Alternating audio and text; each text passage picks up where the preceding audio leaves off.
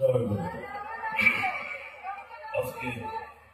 এসব শ্রী সুন্দর উপস্থিত শ্রী শ্রী ঠাকুরের মতো বান্দাদারি করবেন আমার ইষ্টপ্রাণ দাদারা, মায়েরা, ছোটরা এবং আমার ছোট বোনেরা, সকলকে যথাযথ স্থানে আমার সশ্রদ্ধ প্রণাম, কিন্তু শুভেচ্ছা, রামামৃত জয়।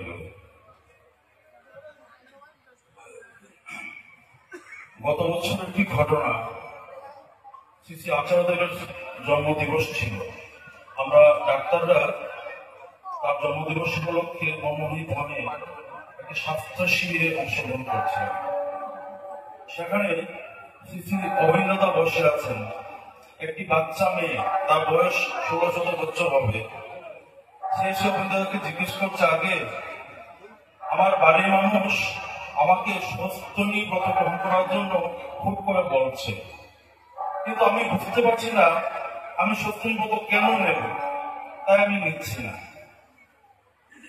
মেয়েটির এই প্রশ্নের উত্তরে অভিনেতা বললেন, তুমি সস্তনী ব্রত নেবে কারণ তুমি ঠাকুরকে ভালোবাসো। তুমি যখন খুব ছোট ছিলে, তোমার মা রাত জেগে তোমার সেবা শুশ্রূষা করেছে, তোমার পায়খানা পেচ্ছাপ পরিষ্কার করেছে। তোমার রাতে খিদা পেলে মা কাঁচা ঘুম ভেঙে উঠে তোমাকে দুধ খাইয়েছে। কেন করেছে বলতে পারো?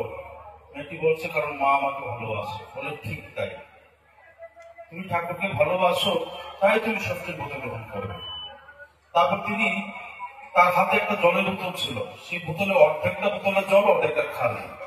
তিনি বলছেন, এই যে বোতলটা দেখছো সেটাতে অর্ধেক জল আছে, সেই বোতলটা যদি ফিল্টার থেকে আমি জল আবার ভরতে যাই, তাহলে বাকি অর্ধেক জল সেটাকে খেয়ে খালি করতে হবে। যতক্ষণ খালি না করছি ততক্ষণ আমার এই জল ভরার আমার ইচ্ছা হবে না। তাই যদি তুমি চাও তো তোমার জীবনটা ঠাকুর ভরে দিই, তাহলে নিজেকে উজাড় করে ভালোবাসা। তিনি সত্যি ব্রত গ্রহণ করে কি উপকারিতা সে সম্পর্কে বিস্তারিত বলেননি। তিনি সহজ ভাষায় বললেন ভালোবাসা, এবং এই ভালোবাসার গল্পটাই সৎসঙ্গের একমাত্র গল্প। আজকে সৎসঙ্গের এত বিস্তৃতি, বিশ্বব্যাপী কোটি কোটি মানুষ তার চরণে আশ্রিত। দিকে দিকে বিশাল সুদৃশ্য মন্দির, বিশাল বড় উৎসব হচ্ছে। ঠাকুরের সেই দেহধারণ কাল থেকে শুরু করে আজ অব্দি কত কত মানুষ তাদের সংসার ছেড়ে, তাদের সম্ভাবনাময় জীবনের অনেক প্রলোভন ছেড়ে তার বার্তা বহন করে দিকে দিকে ছুটে চলেছে। নিজের সমস্ত সুখ, আরাম, আয়েস ত্যাগ করে তার ইচ্ছা বাস্তবায়নের জন্য কত ক্লেশকে খুব আনন্দের সাথে গ্রহণ করছে। এই সমস্ত কিছুর পিছনে একটাই গল্প, ভালোবাসার গল্প। কেউ কাউকে বাধ্য করেনি, কোন প্রলোভন দেখানো হয়নি। কারণ ঠাকুর তো সত্যনারায়ণ প্রথমেই বলে দিয়েছেন যে অর্থ, মান, যশ ইত্যাদি পাওয়ার আশা আমাকে ঠাকুর সাজিয়ে ভক্ত দেব না। প্রথমেই সমস্ত প্রলোভন কেটে দিয়েছেন। এই যে এত আজকে সৎসঙ্গে ছত্রছায়া এসে কত কত মানুষের জীবনের পরিবর্তন হয়ে গেছে। আমার জানাশোনা বহু ছেলে আগে মদ্যপান করতো, এখন মদ ছেড়ে, মাংস ছেড়ে ঠাকুর জয় গান করছে। আমার জানাশোনা বহু ছেলেকে ড্রাগ নিত, এখন ড্রাগ ছেড়ে দিয়েছে। এই যে জীবনের পরিবর্তন হলো এত তো মানুষের, তার পেছনে একটাই গল্প, ভালোবাসা। ঠাকুর ভালোবাসেন, আর যারা তাকে ভালোবাসে তাদের প্রত্যেকের জীবনে পরিবর্তন হয়েছে। তিনি তো পরম পিতা, পরম দয়া, তিনি সবাইকে ভালোবাসেন। একটি পিঁপড়েকে কেউ ভালোবাসেন, আমাকে ভালোবাসেন, একটি গাছকে ভালোবাসেন। তিনি অসৎকে ভালোবাসেন, সৎকে ভালোবাসেন। যে তার চরণাশ্রিত তাকে ভালোবাসেন, যে তার অবাধ্য তাকে ভালোবাসেন, যে পাপী তাকে তিনি ভালোবাসেন, যে পুণ্যবান তাকে ভালোবাসেন। আর ভালোবাসেন বলেই সূর্যের আলো প্রত্যেকের উপর পড়ে, না হলে শুধু যারা পুণ্যবান তাদের উপর সূর্যের আলো পড়তো, যারা পাপ করছে তাদের উপর পড়তো না। তিনি ভালোবাসেন বলেই সবাইকে তার এই সৎ দীক্ষা গ্রহণের সুযোগ দিয়েছেন। নাহলে বলে দিতেন যারা পুণ্যবান, যারা সৎ, তারা শুধু দীক্ষা পাবে, অসৎ লোকেরা পাবে না। তিনি সবাইকে ভালোবাসেন, সবাই মঙ্গল প্রার্থনা করেন, তাই তিনি সবাইকে আঁকড়ে ধরেছেন। কিন্তু সেটা বড় কথা নয়, তার এই ভালোবাসা তো আছেই। আমি কতটুকু ভালোবাসি, আমার ভালোবাসা ডিপেন্ড করছে আমার জীবনে কতটুকু পরিবর্তন হবে। আমি এক জায়গায় ডিপিওয়ার্কে গেলাম, একটি মা, আর্থিক অবস্থা তার এতটা ভালো নয়। তিনি ইষ্টভীতি করতেন, গত কয়েক মাস যাওয়া ইষ্টভীতি বন্ধ করে দিয়েছেন। জিজ্ঞেস করলাম, মা তুমি কেন বন্ধ করলে? বলছে ঠাকুর আমাকে কি দিল? ঠাকুর যেদিন আমাকে ভরে দেবে সেদিন আমি শ্রুতি করবো। তার সহজ মানে সহজ প্রশ্ন। আমি বললাম, মা তুমি আমি পর থেকে যে এই পৃথিবীতে জন্মগ্রহণ করেছি সেটাই তার দয়া। কয়েক কোটি শুক্রাণুর সাথে আমার অস্তিত্ব বহন করে একটা শুক্রাণু ছিল। সেই কয়েক কোটি শুক্রাণুর মধ্যে আমার অস্তিত্ব বহন করে যে শুক্রাণুটা সুযোগ পেয়েছে আমার মায়ের ডিম্বাণুর সাথে নিষিক্ত হওয়ার, যদি এই শুক্রাণু আরেকটা শুক্রাণু যেত আমার জন্মগ্রহণ করার কোনো সম্ভাবনা ছিল না। যে আমি জন্মগ্রহণ করছি সেটাই তার দয়া, সেটা আমার কোনো কৃতিত্ব নেই, আমার মা বাবার কৃতিত্ব নেই। আমি যে 10 মাস মায়ের গর্ভে কাটিয়েছি নির্বিঘ্নে সেটাও তার দয়া। আমি এই ভূমিষ্ঠ হওয়ার সাথে সাথে আমি দেখতে পেয়েছি আমার মায়ের বুকে আমার আহার প্রস্তুত আছে। এবার ভাবুন তো, যে যদি আমার জন্মের কয়েক মাস পরে আমার মাতৃ দিকে দ্রুত নিঃসরণ হতো, যদি সাথে সাথে না হতো কি খেয়ে বাঁচতাম? যদি আমার জন্মের কয়েক মাস আগে থেকে নিঃসরণ হতো তাহলে আমার কম পড়ে যেত। তিনি এমন ভাবে প্রস্তুত রেখেছেন যে আমি চোখ খোলার সাথে সাথে আমার মায়ের বুক থেকে আমার জন্য আহার নিঃসরিত হয়েছে। এটা তার দয়া। এটা আমার বাবা পয়সা দিয়ে কিনিনি, আমিও কিনিনি। আমি জন্মের সাথে সাথে আলো পেয়েছি, বাতাস পেয়েছি, জল পেয়েছি, মা বাবার স্নেহ পেয়েছি। আজকে চতুর্দিকে যখন তাকাই মৃত্যুর একটা খেলা চলছে। হাজার হাজার আমি যারা মেডিকেল দেখতে পাচ্ছি যে রোগ চতুর্দিকে রোগ, মৃত্যুর জাল বেছানো, দুর্ঘটনা বলে বিভিন্ন রোগের প্রতিদিন মানুষ মারা যাচ্ছে। তবে আমি একটা মানুষ বেঁচে আছি নির্বিঘ্নে, সেটাই তো তার দয়া। অহরহ তিনি দয়া করে চলেছেন। কিন্তু আমি তাকে কতটুকু ভালোবাসতে পেরেছি? আমি যদি হিসাব মেলাতে যাই তাহলে দেখা যাবে যে আমি ঠকে যাচ্ছি, হিসাব মেলাতে পারি না।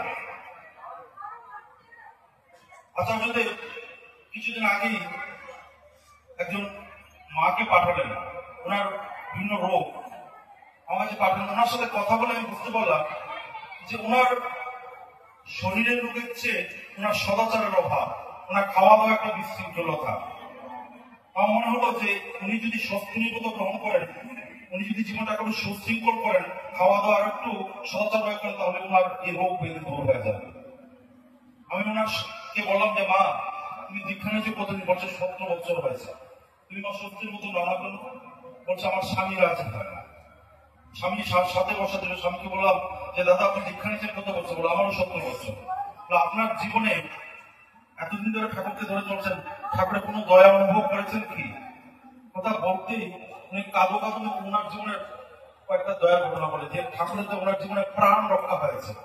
এক্সিডেন্ট করতে যাচ্ছিলেন, সাথে 2টা লোক মারা গেছে, উনি বেঁচে গেছেন। বলছেন ঠাকুরের দয়া আমি বেঁচে আছি।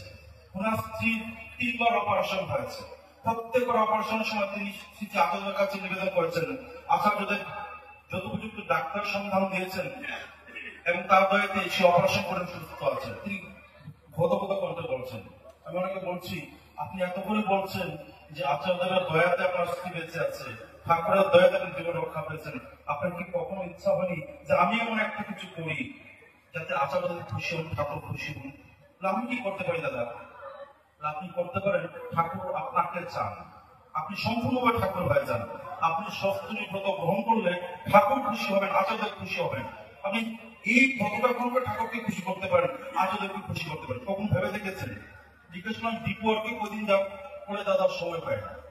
কেন সময় পায় না? আমি স্কুল থেকে আসি, আমার ছেলে মেয়ে টিউশন।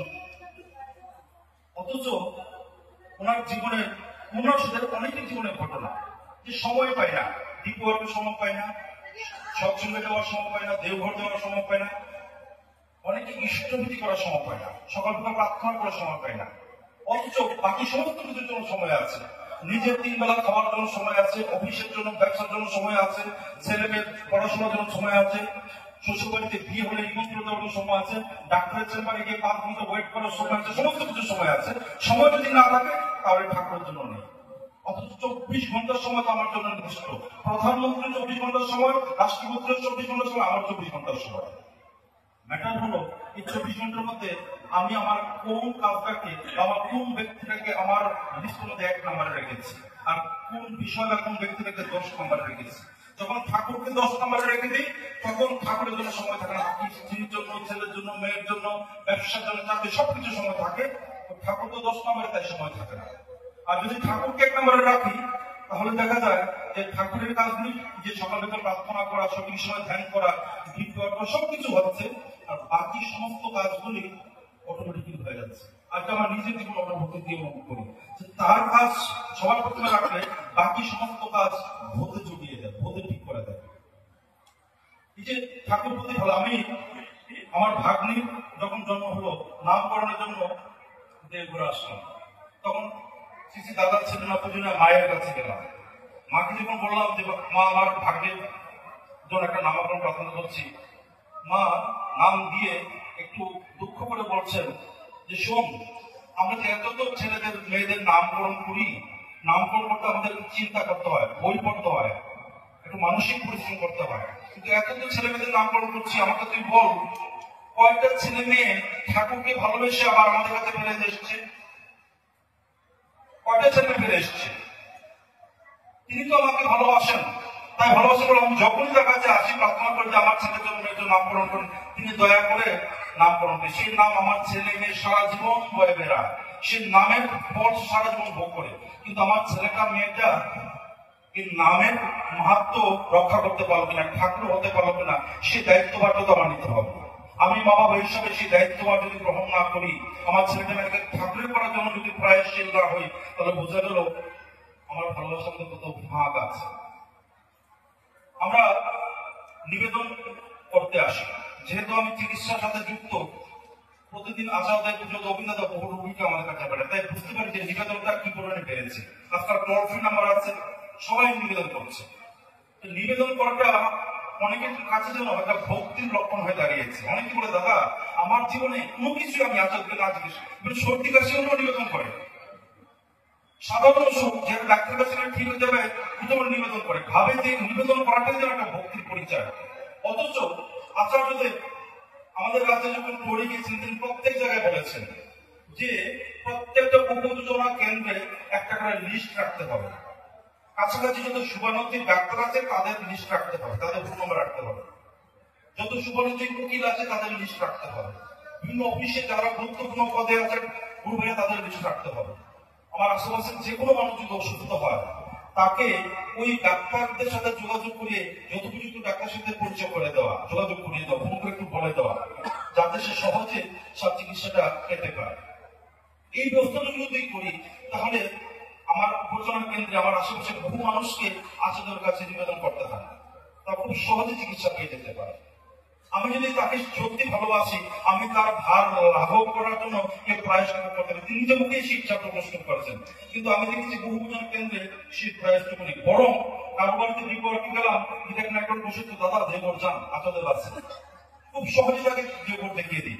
আমি কি চেষ্টা করলাম, আমি আচার্যের ভার লাঘব করার জন্য তাকে ডাক্তার কাছে নিয়ে যেতে পারি, তাকে চিকিৎসা ব্যবস্থা করতে পারি, সেটাই তো ভালোবাসার লক্ষণ। আমি তাকে দেবঘর টিকিয়ে দিলাম, আচার্য দেখিয়ে দিলাম, তাতে তো আমার কোনো কিছু হলো না। তাই এই যে আচার্য বারবার বলেছেন, সেটা আমাদের প্রত্যেকটা উপজেলা কেন্দ্রে সেটা বাস্তবে যদি করি, তাহলে দেখা যাবে তার ভার অনেকটা লাঘব হয়েছে। গত কয়েক বছর আগে একটি মা, ওনার গলবার কিডনিতে স্টোন, বয়স্ক মা, অসুস্থ মা, উনি উড়িষ্যা থেকে কুসংতে এসেছিলেন। আসলে নিবেদন করছে যে আমার কিডনিতে স্টোন, আমি কি করবো? আসলে ভীষণ মনক্ষুণ্ণ হবেন। তখন যে দুটি ভাই আছেন দেখে বলছেন আপনারা কি করছেন?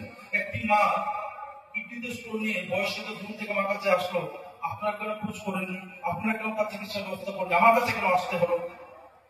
তিনি বারবার বলছেন। তো আমরা যদি তাকে ভালোবাসি, তাহলে তার এই ইচ্ছাগুলি আমাদের জীবনে বাস্তবায়িত করা। ডিপ ওয়ার্ক তিনি বারবার বলতে বলতে বলতে বলা শুকিয়ে যাচ্ছে, ডিপ ওয়ার্ক ডিপ ওয়ার্ক। এই ডিপ ওয়ার্ক বহু জায়গাতে হচ্ছে, কিন্তু নির্দিষ্ট কিছু লোক, নির্দিষ্ট যাদের করবে কিছু যুবক ভাইয়া, অনেক মায়েদের, অনেক দাদাদের এই ডিপ ওয়ার্কে একটুই জড়িত দিয়েছি না, হয়তো করছে যখন সবাই যাচ্ছে যাচ্ছে। কিন্তু এমন কি হয় যে আমি কয়েকদিন ডিপ ওয়ার্কে না যাওয়াতে আমার ভেতরে জ্বালা তৈরি হচ্ছে যে আমি তো ডিপ ওয়ার্কে যাচ্ছি না, আসলে ইচ্ছাটা বাস্তবায়িত হচ্ছে না, আমার কি খাওয়া ঘুম কমে গিয়েছে, আমি যে ডিপ ওয়ার্কে যাচ্ছি, যদি যায় তাহলে আমি তাকে ভালোবাসি। হুজুরের সময় দল বেঁধে গেলাম, অভিনয় করতে করতে সবাই ঠেলে নিয়ে গেলাম, সেটা একটা এন্টারটেনমেন্ট। আর আমার নিজের ভিতরে যদি তাকে অনুভব না করি যে আমাকে ডিপ ওয়ার্কে রোজ যেতে হবে, তাহলে বোঝা গেল আমার ভেতরে ভালোবাসার কত ঘাটতি আছে। আমার নিজেকে নিজে যাচাই করতে হবে। কেউ বলে দেবে না আমি কতটুকু তাকে ভালোবাসি, কেউ বুঝবে না, আমি জানি। তাই আমার এই নিজের ভেতর অন্তরটাকে আমি নিজে যদি যাচাই না করি যে তার প্রতি আমার ভালোবাসা কতটুকু, আমি তার ইচ্ছা বাস্তবের জন্য কতটুকু প্রয়াসশীল, কতটুকু আমার জীবনে তাকে গুরুত্বপূর্ণ পদে রাখছি, জায়গায় রাখছি, সেটা শুধু আমি জানি। তাই নিজেকে প্রতিনিয়ত যাচাই করা। সেই ভালোবাসা কিরকম হয় সেই সম্পর্কে একটা ছোট্ট ঘটনা বলছি। আমার রাজ্যে মেলাঘর করে একটা জায়গা আছে। সেই মেলাঘর থেকে একটি মা আমাকে একদিন ফোন করলো যে দাদা আমার এখানে কয়েকজন দীক্ষা হবে, আপনি আসেন। আমি গেলাম। মেলাঘর যে মেইন বাজার সেখান থেকে প্রায় ৬-৭ কিলোমিটার ভেতরে একটা ছোট্ট কারাগার, সেখানে দীক্ষার আয়োজন হয়েছে। তো দীক্ষার্থী যখন প্রস্তুত হচ্ছে, মাটি আমার কাছে এসে তার জীবনের ঘটনা বলছে যে দাদা আমার স্বামী অটো, একটা ভাড়া করা অটো চালাতো। আমার এক ছেলে, আমরা স্বামী স্ত্রী, আমরা অনেক একটা দীক্ষা নিয়েছি। তো দীক্ষা নেওয়ার পর আমাদের সংসার এত ভালো মতন যে প্রত্যেকদিন এক টাকা একটা করে ইষ্টভূতি করছি। আমার স্বামী একদিন বললো যে ১ মাসে ৬০ টাকা দিতে হচ্ছে, এক বেলা তো খাওয়া হয়ে যায়। ইষ্টভূতি বন্ধ করে দিলাম আমরা, অভাবের কারণে ইষ্টভূতি বন্ধ করে দিলাম। কিন্তু আমাদের অবস্থা দিন দিন আরো খারাপ হতে লাগলো। কিন্তু আমি প্রতিদিন ঠাকুর পূজা দিই, দুগ্ধনা দিই, ঠাকুরের নাম করি, কিন্তু ইষ্টভূতি করি না। একদিন ভোরবেলা আমি স্বপ্নে দেখলাম যে একজন বয়স্ক লোক ধুতি পাঞ্জাবি পরা আমার কাছে বলছে তুই ইষ্টভূতি কেন বন্ধ করলি, যতই খারাপ অবস্থা আসুক ইষ্টভূতি বন্ধ করবি না। আমি ভোরবেলা স্বপ্নে দেখি আমি লাভ দিয়ে উঠলাম। আমার চোখে সেই পুরুষটির চেহারা যেন জলে যত ভাসছে। আমি আমার স্বামীকে ঘুম থেকে ডেকে দিলাম যে শুনছো, আমি এরকম একটা স্বপ্ন দেখলাম যে আমাকে কেউ বলছে ইষ্টভূতি করার জন্য। তারপর স্বামী আবার ইষ্টভূতি শুরু করো। কিছুদিন পর স্বামী লোন নিয়ে একটা অটো ক্রয় করে, সেটা নিজের অটো চালায়। ঘটনা এটা না, ঘটনা হলো এই ঘটনা কিছুদিন পর শ্রী শ্রী আচার্য আমাদের রাজ্যে গিয়েছিলেন, প্রত্যেকটা শহরে একটা ক্লোজ মিটিং করেছেন ভিন্ন উপজেলা কেন্দ্রের দায়িত্বপ্রাপ্তদের নিয়ে। ওই মায়ের শহরে গিয়েছেন, কিন্তু সবার সাক্ষাৎ করার অনুমতি নেই। প্রত্যেক উপজেলা কেন্দ্র থেকে ৩ জন মাত্র যেতে পারে। ওই মাটি ভাবছে আমার তো আর্থিক সামর্থ্য নেই যে দেবঘরকে আচার্যকে দর্শন করবো, তিনি আমার বাড়ির সামনে আছেন, আমি কি তাকে দর্শন করতে পারবো না? অনেককে বললেন যে বাবা আমাকে যেতে দাও, কি বলছেন না, তুমি যেতে পারবে না। ৩ জন লোক সিলেক্ট হয়ে গেছে। উনি ওনার ঠাকুর বলে ঠাকুর আসনসনে বসে খুব কান্নাকাটি করছেন যে ঠাকুর আমি তাদেরকে দর্শন করতে পারবেন না। উনি বলছে দাদা আমি যখন এইরকম কান্নাকাটি হঠাৎ করে মরিয়া হয়ে গেলাম, আমি এক দৌড় দিয়ে আমার বাড়ির পাশে যে রাজপথ দিয়েছে মেন রোডের পাশে বসে ঠাকুরকে বলছি ঠাকুর আসতে যদি আচার্যের দর্শন না পাই আমি সামলাত্র এখানেই বসে থাকবো। উনি সেখানে বসে নাম করতে লাগলেন, কাঁদতে লাগলেন। বিকালবেলা দূর থেকে দেখলেন একটা বিশাল একটা কনভয় আসছে, সাদা গাড়ি। উনি বুঝতে পারলেন আচার্যের কনভয়। ওনার সামনে আসছে, ওনার আচার্য গাড়িটা একটু স্লো হয়ে গেল, জানালা কাজটা নেমে গেল। আচার্য ওনাকে জয় গুরু দিচ্ছেন, উনি জয় গুরু দিয়ে প্রণাম করলেন। কথাটা যখন বলছেন ওনার দুধ চোখ হয়ে জল পড়ছে, ওনার সেই ভাব আমি ব্যক্ত করতে পারবো না। তারপর উনি বলছেন যে আমার স্বামী মিটিং থেকে এসে বললো যে আপনাদের বলেছেন আমরা প্রত্যেকে যেন বছর অন্তত একটা মানুষকে দান করে ঠাকুর চরণে যুক্ত করি। আমি ভাবলাম যে আমি তো তাকে টাকা পয়সা রকম দিয়ে তৃপ্ত করতে পারবো না, এই কাজটা আমি করতে পারি।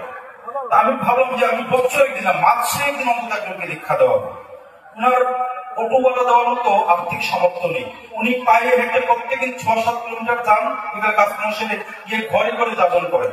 বলছে দাদা আমি শুধু টার্গেট নিয়েছিলাম মাসে একদিনকে যাপন করে দীক্ষা দেবো, আমার প্রত্যেক মাসে ১০-১২ জন দীক্ষা হয়, আমি প্রত্যেকদিন বের হই। সেটা হলো ভালোবাসা, সেটা হলো ভালোবাসা। আমার ঘরে একজন দাদা আসলেন, যে আমাদের পাঠিয়েছেন, ওনার পায়ে ব্যথা। ওনার চেহারা দেখে বুঝলাম খুব ধন্যাঢ্য ব্যক্তি, গলায় মোটা সোনার চেন, হাতে সোনার ব্রেসলেট, পোশাক আশাক দেখে বুঝলাম খুব পয়সাওয়ালা মানুষ। কথা জিজ্ঞেস করলাম দীক্ষা কবে নিয়েছেন? বলছে হয়েছে 11 বছর। বাড়িতে কে কে আছে? বলো আমি স্বামী স্ত্রী, আমার ছেলে, আমার মা। আমি জিজ্ঞেস করলাম দাদা একটা কথা জিজ্ঞেস বলে বলেন আপনি ইষ্টভূতি কত করে করেন? বলেন ১ টাকা। ১ টাকা শব্দ যখন বললেন একটা প্রাউড ফিল করে বলছেন না, ১ টাকা ইষ্টভূতির মধ্যে বিশাল একটা করোনা হচ্ছে। আমি বুঝলাম ওনার কোথাও একটা গ্যাপ আছে কোথাও। মনে বললাম দাদা আপনার কি বাবা আছে? বলছে বাবা নেই। মানে ঠাকুরকে আপনার বাবার মতো বাড়িতে রাখতে পারবেন? পারবো। আপনার বাড়িতে ৪ জন আছেন, আজকে থেকে ভাববেন ৫ জন আছেন। ঠাকুর আপনার বাড়ির মানুষ, আপনি যে রোজগার করেন তাতে আপনার বাড়ির ৪ জন মানুষকে 3 বেলা খাওয়াতে পারছেন নিশ্চিন্তে বলে, সেই সামর্থ্য আছে। সব ভ্রমণ ভূষণ আমল সব খরচ বাড়িতে ওরে মেটাচ্ছি। ঠাকুর আপনার বাড়িতে থাকে, ঠাকুর 1 বেলা খায় আপনার বাড়িতে।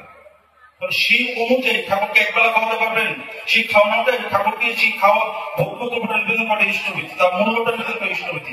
তার মধ্যে করতে পারবেন বলে কত করে আমি বলবো না, আপনার যত সামর্থ্য, আপনার ঈশ্বর যতটুকু ক্ষমতা দিয়েছে সেই ক্ষমতার অবমাননা না করে সে অনুযায়ী করবেন। বলছে ঠিক আছে দাদা। তিনি 1 মাস পরে আমার কাছে রিভিউ করতে আসলেন, দাদা আমি পরের দিকে 100 টাকা বেশি করতে পারছি। উনি বুঝতে পারেন যে ঈশ্বর আমাকে কতটুকু ক্ষমতা দিয়েছে। এই ছোট ছোট ব্যাপার, আমি ইষ্টভীতি করছি আমার ক্ষমতা অনুযায়ী। আমি যখন ব্যায়াম করি ছোটবেলায় তখন একটা 2 কেজি ডাম্বেল নিয়ে ব্যায়াম করি। আমি যখন বয়স 25 বছর হয়ে গেছে তখন যদি 2 কেজি ডাম্বেল নিয়ে আমি ব্যায়াম করে আমার লাভ হবে না, আমার 20 কেজি বা 15 কেজি করতে হবে। তো আমার যতটুকু সামর্থ্য ঈশ্বর দিয়েছেন সেই সামর্থ্য অনুযায়ী যদি ইষ্টভীতি না করি, আমার বাড়িতে ঠাকুরকে যদি জীবন্ত ভাবতে না পারি, আমি 1 টাকা দিয়ে ইষ্টভীতি করছি, বাকি সবাই প্রত্যেকদিন 100 টাকা খাওয়ার খাচ্ছে। সেই ভালোবাসাটা ওদেরকে একটু অভাব আছে, আমাকে বুঝতে হবে, কেউ বলবে না। সেই ইষ্টভীতি ভালোবাসা একটা পরিচয়। অনেকে বলে তোমাদের ঠাকুরের সে টাকা দিয়ে কি ভক্তি, টাকা সবাই ভালোবাসা। আমি যাকে ভালোবাসি তাকে দেওয়ার ইচ্ছা হয়। আমি পূজার সময় সবাইকে শাড়ি দিই, বউকেও শাড়ি দিই, বউকে সবচেয়ে দামি শাড়িটা দিই, কারণ বউকে সবচেয়ে ভালোবাসি। কাজের মহিলাকে বউকে সমান দামি শাড়ি দিই না। আমি যাকে ভালোবাসি তাকে বেশি দেওয়ার একটা আগ্রহ আমার থাকে। ঠাকুরকে ভালোবাসি তাই ঠাকুরকে দিই। সেই দেওয়ার সাথে ভালোবাসার একটা ডাইরেক্ট সম্পর্ক আছে। আমি বাজার থেকে আসার সময় আমার মেয়ের জন্য চকলেট আনি, কম দামি চকলেট, বেশি দামি চকলেট আনি, ভালো চকলেট আনি, কারণ মেয়েকে ভালোবাসি। আর রাস্তায় ভিখারি যেগুলো দিতে চাই তখন কম দামি চকলেট কিনে।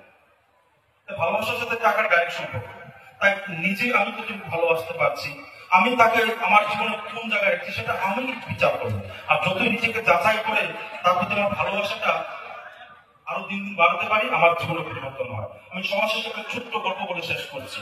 ভালোবাসা, গুরুর প্রতি ভালোবাসা একটা আমার কাছে অত্যন্ত ভালো লাগে গল্পটা। যে চন্দ্রগুপ্ত মৌর্যের নাম আপনারা শুনেছেন, তার গুরু ছিল চাণক্য। ছোটবেলা থেকেই চাণক্য চন্দ্রগুপ্তকে শিক্ষা দিয়েছেন, সমস্ত শিক্ষা। চন্দ্রগুপ্ত গুরুর প্রতি অগাধ বিশ্বাস, ভালোবাসা, সমর্থন। চন্দ্রগুপ্ত যখন রাজা হলো তখন চাণক্য একটা নিয়ম করে দিলেন, বলে চন্দ্রগুপ্ত তুমি যখন ভাত খেতে বসবে তোমার আশেপাশে যেন কেউ না থাকে, তুমি তোমার পাত থেকে কাউকে খেতে দেবে না, বলে আগে তিনি প্রত্যেকদিন খান, একা খান, কাউকে দেন না। ওনার স্ত্রী গর্ভবতী হলেন, ওনার স্ত্রীকে কেউ বললো যে এই গর্ভবতী অবস্থায় স্বামীর পাত থেকে নিয়ে যদি তুমি খেতে পারো তাহলে তোমার সন্তানের মঙ্গল হবে। উনি সেই কথা শুনে একদিন যখন চন্দ্রগুপ্ত খেতে বসলো, উনি এসে বলেন স্বামী আপনাকে আপনার পাত থেকে একটু খেতে দিন। চন্দ্রগুপ্ত ভাবলো সে তার অন্য কেউ নয়, আমার স্ত্রী, তাকে দিলে কোনো ক্ষতি হবে না। তিনি তার পাত থেকে একটা গ্রাস তার হাতে দিলেন, স্ত্রী সেটা খেয়ে নিল। আর দূর থেকে চাণক্য সেটা হঠাৎ লক্ষ্য করে এক দৌড়ে এসে তলোয়ার খুলে তার স্ত্রীর পেট কেটে সম্পূর্ণ বের করে ফেলল চোখের সামনে, চন্দ্রগুপ্ত চোখের সামনে। চন্দ্রগুপ্ত চোখের সামনে তার গুরু তার স্ত্রীর পেট কেটে ফেলল। চন্দ্রগুপ্ত কিচ্ছু বলেনি, দুঃশব্দ করেনি, গুরুকে বাধা দেয়নি। ঘটনা যখন শেষ হয়ে গেল তখন চন্দ্রগুপ্ত কি চাণক্যের পায়ে প্রণাম করে বলছে, গুরুদেব আমি আপনাকে কখনো প্রশ্ন করিনি, আজকে আমার একটা কৌতূহল শুধু আপনি দয়া করে লিখতে। বলে কি, আপনি আমার স্ত্রীকে হত্যা করলেন কেন? ওটা শুনো চন্দ্রগুপ্ত, তুমি প্রত্যেকদিন যে খাওয়া খেতে সেই খাওয়াতে ইচ্ছে করে কিছু বিষ মিশিয়ে রাখতাম যাতে তোমার শত্রুরা কখনো তোমাকে বিষ দিয়ে হত্যা না করতে পারে। তা আমি তোমাকে বলেছিলাম কাউকে কখনো সেই বিষ থেকে খেতে দেবে না। তুমি তোমার স্ত্রীকে খেতে দিলে সেই বিষের প্রভাব যদি আরেকটু দেরি হতো তোমার স্ত্রীর শরীর থেকে সন্তানের শরীরে সেটা সঞ্চারিত হতো, তোমার সন্তানকে বাঁচানো যেত না। তাই তোমার স্ত্রীকে তো বাঁচানো যাবে না, ওই সন্তানকে বাঁচানো যাবে। তোমার স্ত্রীর পেট কেটে সন্তানদের বের করলাম। সেই সন্তানের কপালে একটা কালো দাগ ছিল, তার নাম হলো বিন্দুসার। এটা হলো গুরু ভক্তি, এটা হলো গুরু ভক্তি। ঠাকুরকে আমরা কি ভালোবাসি? হনুমান যেরকম রামচন্দ্রকে ভালোবাসে, সন্তান যেরকম শিশুকে ভালোবাসে, মীরাবাই যেরকম ভগবান শ্রীকৃষ্ণকে ভালোবাসে, আমরা প্রত্যেকে যদি ওরকম ভাবে ঠাকুরকে ভালোবাসতে পারি, আচার্যকে ভালোবাসতে পারি, আমাদের জীবন তাদের মতো আরো একটা ভক্তির, একটা আনন্দের, একটা শক্তির জীবন লাভ করবো। আমরা সবাই ভালো থাকবো। আমি দীর্ঘায়িত করছি না, আমার সময় শেষ। যারা এতক্ষণ ধরে শুনলেন প্রত্যেকের মঙ্গল প্রার্থনা করে বড় চাকরি রাখছে। জয়।